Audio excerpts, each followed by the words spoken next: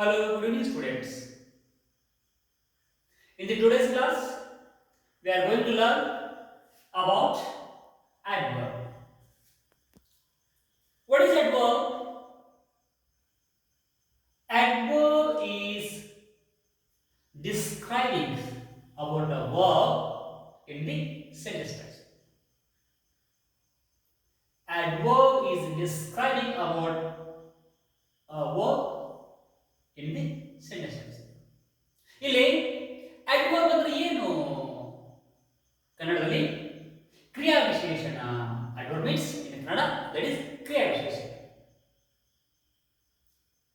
ಅದು ಏನು ಮಾಡ್ತದೆ? What is that? What is the adverb work in the sentence structure?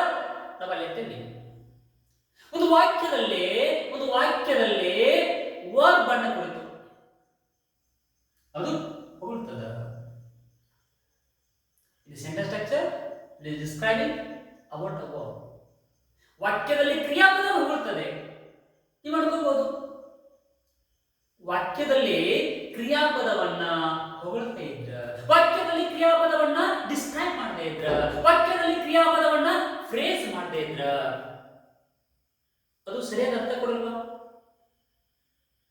ಅಂತ ನೀವು ಅನ್ಕೊಂಡಿದ್ರೆ that will give meaning, that will give proper meaning, but it won't give difference between normal sentence as well as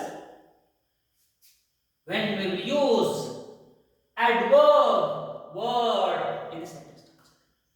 ಒಂದು ಸಾಧ್ಯ ವಾಕ್ಯ ಮತ್ತು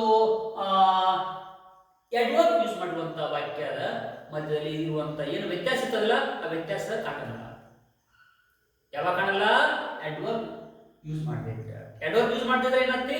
ಸಾಮಾನ್ಯವಾಗಿ ಸಾದಾ ವಾಕ್ಯ ಕೊಡ್ತದ, ನಾರ್ಮಲ್ ವಾಕ್ಯ ಕೊಡ್ತದ. ಅದೇ ಒಂದು ವಾಕ್ಯದಲ್ಲಿ ನಾವೇನಾದರೂ adverb ಅಂತಕ್ಕಂತ ಪದಗಳನ್ನು ಡಿಸ್ಕ್ರೈಬಿಂಗ್ ವರ್ಡ್ಸ್ ಗಳನ್ನು ಯೂಸ್ ಮಾಡಿದ್ರೆ ಮೀನಿಂಗ್ ಏನಿದೆಲ್ಲ ಬಹಳಷ್ಟು ಚೇಂಜಸ್ ಆಗುತ್ತೆ, ಡಿಫ್ರೆನ್ಸ್ ಆಗುತ್ತೆ, ಬಹಳಷ್ಟು ವ್ಯತ್ಯಾಸ ಆಗುತ್ತೆ.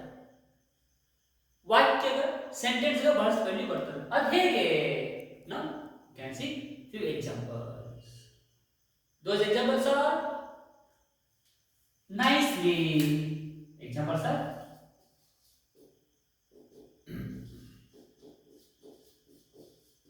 nicely, hardly, fantastically, beautifully. Like this, we can give examples. Now, nicely ಒಂದು ಪದವನ್ನು ತೆಗೆದುಕೊಂಡ್ರೆ, I draw a picture nicely.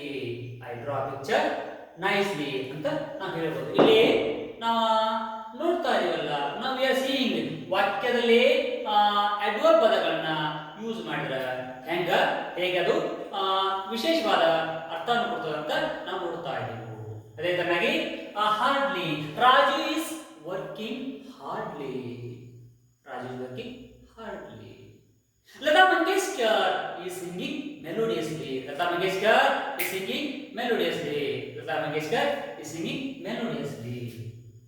Lata Mangeshkar is singing melodiously. Same thing. Children, see here. Here we have some examples. Nicely, hardly, beautifully, slowly, carefully, badly, fantastically, melodiously, lately. Like this, we have words. Those words, how to use in the sentence structure? Now I'll show you. She is looking beautifully. ಅವಳು ಏನಿದಲ್ಲ ಹುಡುಗಿ ಬಹಳ ಸುಂದರವಾಗಿ ಕಾಣ್ತಾ ಇದ್ದಾಳೆ. She is looking beautifully. ನೋಡಿ ಬಹಳ ಚಂದವಾಗಿ ಕಾಣ್ತಾಳೆ. Same thing. Second one, he beaten badly. ಆ ಹುಡುಗ ಏನಿದಲ್ಲ, ಅಲ್ಲಿ ಹುಡುಗ ಇದಲ್ಲ, ಅವನು ಬಹಳ ಕೆಟ್ಟದಾಗಿ ಹೊಡೆದಿದ್ದಾನೆ, ಬಹಳ ಬ್ಯಾಡ್ಲಿ ಆಗಿ ಹೊಡೆದಿದ್ದಾನೆ. Third one is I came slowly. I came slowly, we can go example. I came fastly, we can go example.